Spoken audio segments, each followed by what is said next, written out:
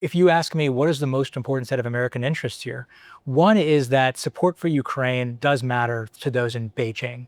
They are watching to see if the US pulls back from Ukraine because they think if it does, perhaps that means that we won't really be able to support Taiwan, and perhaps therefore it's a good time for Xi Jinping to move forward in the Strait. The second big question is really about the future of the world order.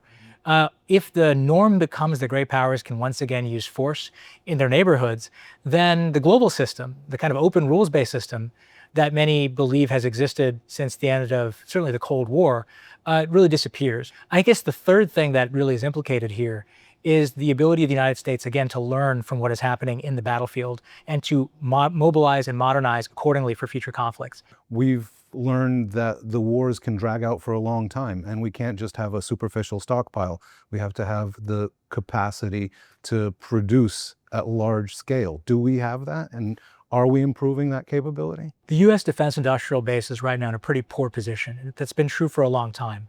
You could argue that we overlearned the lessons of the post-Cold War. We really cut funding for defense industry, and we also didn't properly incentivize competition with the then industry. We didn't really hold defense companies accountable. We often built things that didn't matter or that were too expensive and that couldn't be commercialized. In contrast, Chinese defense industry is extremely robust. China's shipbuilding capacity, more than 200 times U.S. shipbuilding capacity, and you see that kind of scale across the board in sector after sector. Wow. The U.S. has a long way to go if the hope is to be able to be as competitive in defense industry as we were in the past.